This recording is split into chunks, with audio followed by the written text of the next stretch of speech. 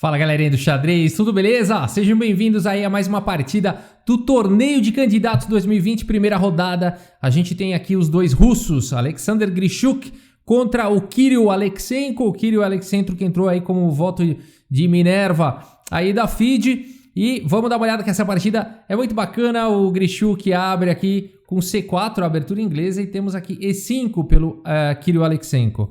G3, cavalo em F6, bispo G2 e aqui bispo C5. A gente já tem uma abertura não muito comum com essa ordem de lances. E depois de D3, D5, por incrível que pareça, aqui no lance 4.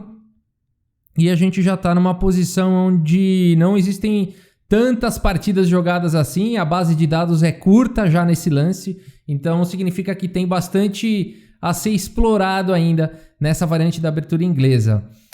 A partida segue com C por D5, cavalo por D5, cavalo C3, cavalo por C3, B por C3 e aqui roque. E a gente já no lance 7 tem uma partida que nunca foi jogada aí entre mestres. A partida segue com dama C2, cavalo aqui em C6 desenvolvendo, cavalo em F3 e aqui o Aleksenko faz o lance H6, não permitindo a entrada de peças aqui em G5, dando uma casa de escape para o rei no futuro. Roque e torre B8. Aqui o Aleksenko vai dando força aqui, quem sabe com uma expansão com B5, B4. A partida segue com bispo em B2 e agora B6. Torre de A em D1, dama em E8, tirando aí a dama da mesma coluna da torre. E4 ganhando espaço no centro, as brancas ficam com esse preparando para poder jogar D4 no futuro. Bispo D6 foi jogado e agora cavalo em H4 aqui pelo Grischuk. Bispo G4 atacando a torre, F3, o bispo volta para D7 e agora F4. E por F4, G por F4 e cavalo em A5. Uma ideia bastante interessante aqui do Kirill Aleksenko. A gente vai ver o que ele está planejando daqui a pouco com esse cavalo em A5. Torre de D em E1 foi jogado, dama D8. Veja que esse lance aqui, não se enganem, é um lance de ameaça, né? Tá ameaçando o cavalo.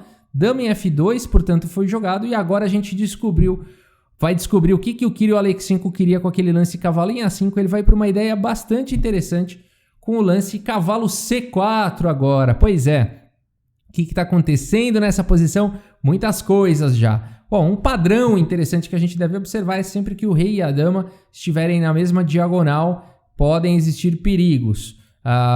Por exemplo, se o peão capturar o cavalo, a gente já percebe que o bispo vai poder jogar aqui em C5, atacando a dama que está na mesma diagonal do rei. Numa posição anterior, antes de jogar cavalo aqui em C4, se fosse jogado imediatamente, as brancas têm o recurso de jogar com o peão em D4. Mas depois de cavalo C4, se as brancas capturam o cavalo e bispo C5, não existe mais bloqueio com o peão. Então nessa variante, não foi como seguiu na partida, as pretas ficariam bem melhores, as brancas teriam que bloquear com a torre, mas aí as pretas vão desviar a defesa aqui do cavalo. Bacana essa variante, né? Então depois de bispo por E3, dama por E3, dama por H4, e as pretas estariam aí com mais material e também uma posição muito boa, né? O rei já está meio estouradão aí, o bispo vai ter bastante atividade. Então, interessante esse lance cavalo C4, esse lance ao mesmo tempo ataca o bispo. A partida seguiu com bispo em C1, colocando o bispo em segurança. E agora bispo C5. Uma maneira inteligente de defender o cavalo, né? Porque esse lance aqui ele praticamente força o avanço do peão. E aí o bispo volta atacando o cavalo, inclusive. E deixa o cavalo aqui em C4. Muito interessante as ideias do Kirill Aleksenko. D4 seguiu na partida, bispo em E7 atacando o cavalo vem para F3 e agora F5 atacando esse forte centro de peões aí do Grischuk. Dama em E2 atacando o cavalo volta para D6, trazendo mais uma proteção, um ataque aqui para E4 e agora E5 atacando o cavalo vem para E4, atacando o peão aqui de C3 e agora um lance interessante aqui do Grischuk, o lance cavalo D2, colocando pressão em E4, deixando o peão de C3 e não dá para capturar esse peão de C3, né? Aqui qual que seria o problema desse lance?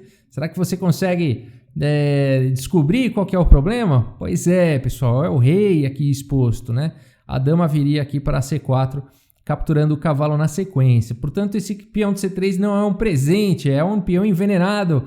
O Kirill Aleksenko sabe disso ele segue com cavalo por D2, bispo por D2 e agora bispo aqui em E6. Segurando a casa de D5, talvez ele vá querer jogar com bispo em D5. Dama D3, dama em D7, bispo em E3, agora C6. Então aqui realmente o Kirill apostando em segurar a casa de D5, A4, A6. E aqui A6 é uma decisão, mais uma decisão interessante do Kirill Aleksenko. Ele faz esse lance, o peão está completamente desprotegido. A partida segue com dama por A6 e agora a torre A8. E o Kirill Aleksenko deixa mais um peão aqui para o Grischuk, ao estilo Lila 0, né? Ao estilo Alfa 0. Dama por B6 e aqui o Kirill está numa posição com 2 peões a menos. No entanto, ele consegue uma atividade bacana. Finalmente ele consegue jogar o lance bispo D5 e fica ameaçando realmente capturar em G2 e ter uma entrada forte com a dama na posição. Dama B2 foi jogado na ideia de recapturar o bispo com a dama. E aí torre por A4, recuperando um dos peões. Torre A1, torre de F em A8, torre por A4, torre por A4.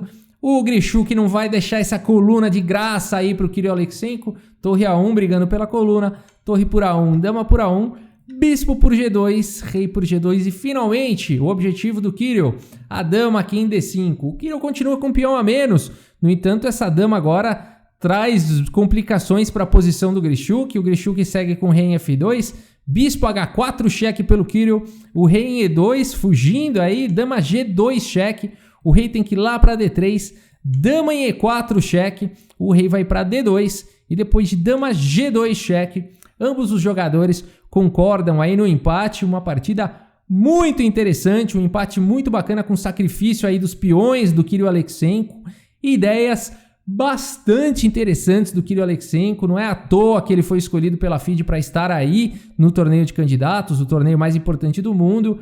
É claro, o Kirill Aleksenko tem sim um rating mais baixo do que a maioria dos jogadores que estão aí, essa foi a insatisfação, né, do MVL e tudo mais, quando ele não foi chamado pela FIDE, enfim... Kirill Aleksenko mostrando a que veio, empatou na primeira rodada contra o Grischuk. O Grischuk era absolutamente favorito nessa partida contra o Aleksenko e o Aleksenko conseguiu um empate numa partida bastante interessante. E aqui empatou porque realmente não dá para o rei ir para outro lugar a não ser D3. E aí vai ficar vindo dama E4 e dama G2. Né? Se o rei tentar escapar para... enfim, aqui vai ficar complicado. Aqui perde. Tá? Por exemplo, rei C1, dama F1 cheque, rei B2 protegendo a dama e aí dama E2 cheque capturando o bispo na sequência, né? Então não dá para cair numa linha como essa, por isso que depois de dama G2 cheque aqui concordaram no empate porque o Kirill vai ficar forçando aí o empate. E pro Kirill também não dá para tentar inventar nada diferente aí desse perpétuo, tá com um peão a menos, se as brancas conseguem segurar as casas claras vai ficar difícil, ou até mesmo se as brancas, enfim, em algum momento podem tentar alguns perigos com o peão passado. Então, realmente, aqui para o Kirill Aleksenko, o empate está de bom tamanho para os dois, né? Os dois preferiram aí não se arriscarem, foram sábios nessa decisão. Vamos dar uma olhada no relatório. É isso, pessoal. Esse é o torneio de candidatos, né? 98% de precisão é a média aí da precisão dos jogadores nesse nível, né? 26 lances foram os melhores aqui para o Grischuk, contra 28 aí do Kirill Aleksenko, 3 lances excelentes para o Grischuk, 5 lances bons para o Grischuk, 4 para o Aleksenko, 3 lances aí de livro, realmente eles saíram da abertura muito cedo, 3 imprecisões para o Grischuk, 5 para o Kirill, um erro aí para cada um, 0 gafe, nenhuma vitória perdida. O gráfico aqui mostra realmente uma partida com alguns vai e vens aí, mas muito bem equilibrada, né?